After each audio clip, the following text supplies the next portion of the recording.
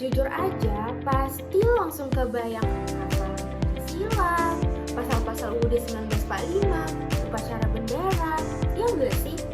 Tapi, pernah nggak sih kita mikir, kenapa pelajaran ini itu udah diajarkan sejak dini? Bahkan dari kelas 1 SD. Padahal, mereka itu kan masih kecil. Mereka belum mengerti politik, mereka belum mengerti sistem-sistem negara, iya kan? Nah, hari ini saya Mahiratun Salsabila dengan NIM 2304-10152 akan mengajak kalian ngobrol soal kenapa PKN di SD itu sangat penting ya. Bukan sekedar pelajaran, tetapi sarana dalam menanamkan nilai dan moral sejak dini. Teman-teman sudah tahu belum apa itu pendidikan kewarganegaraan di SD? Nah, pendidikan kewarganegaraan di SD itu bukan mengajarkan anak-anak menjadi ahli hukum ataupun politikus ya, tetapi fokusnya itu lebih ke bagaimana menjadi warga negara yang baik, menanamkan nilai kejujuran, nilai toleransi, dan juga cinta tanah air. Kalau kita lihat silabus ataupun buku temanya, banyak sekali materi yang sebenarnya tujuannya adalah membentuk karakter dan moral anak. Jadi bukan sekedar tahu tentang lambang negara, tetapi juga tahu makna di balik.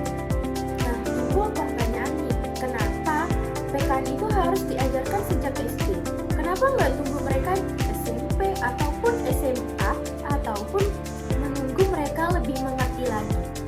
Jawabannya, karena karakter itu dibentuk sejak kecil, di mana anak-anak itu sedang berada di fase golden age, di mana otak mereka itu berkembang secara pesat. Mereka itu menyerap apapun dari lingkungannya. Nah, coba kita bayangkan apabila anak SD itu sudah terbiasa ngantri, kemudian mengucapkan terima kasih, mengucapkan kata tolong. Nah, ketika mereka besar, mereka tidak akan kaget tentang untuk memahami etika dalam bermasyarakat.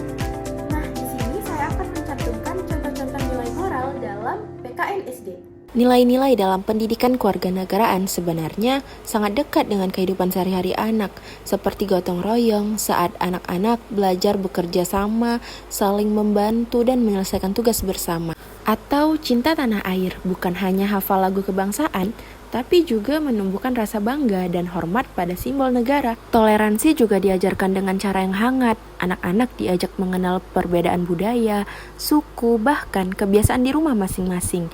Dari situ, mereka belajar bahwa perbedaan bukan alasan untuk menjauh, tetapi kesempatan untuk saling menghargai. Teman-teman, saya pamit pulang dulu ya, karena ada PR matematika yang belum saya kerjakan. Oh iya, saya baru ingat ada PR. Yuk kita pulang juga buat ngerjain PR. Tapi di balik semuanya pasti mempunyai sebuah tantangan. Tentu saja, dalam mengajarkan nilai moral itu tidak semudah kita dalam mengajarkan teori di dalam kelas. Apalagi zaman sekarang nih, murid-murid lebih mudah tangkap materi itu dari YouTube ataupun TikTok daripada penjelasan guru di dalam kelas.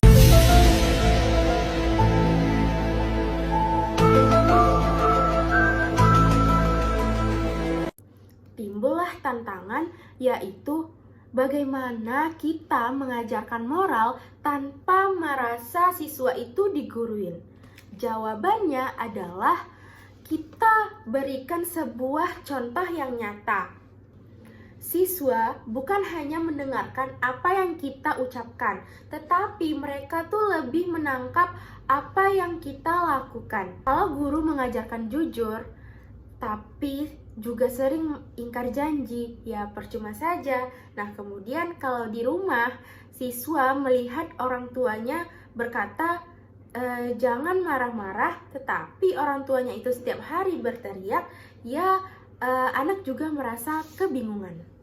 Nah, jadi pendidikan kewarganegaraan di SD itu bukan hanya soal pasal-pasal, tetapi juga mengajarkan bagaimana anak-anak itu bisa tumbuh menjadi manusia yang mempunyai hati, yang mengerti bagaimana bersikap di tengah perbedaan, yang berani jujur, dan yang mau membantu orang lain tanpa pamrih. Dan nilai-nilai itu tidak bisa datang dengan secara tiba-tiba.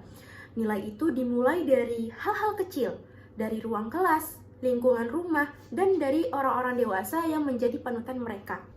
Kalau kamu seorang guru, ataupun calon guru, atau bahkan orang tua, jangan anggap remeh pembelajaran pendidikan kewarganegaraan, karena dari situlah karakter bangsa kita terbentuk.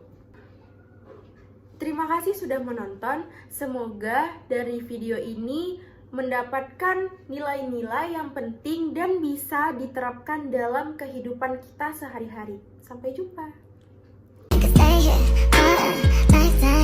So out the door and throw up the kiss, can't find it no more. It's just you and me, and there's nothing I can do. I'm stuck with you, stuck with you, stuck with you.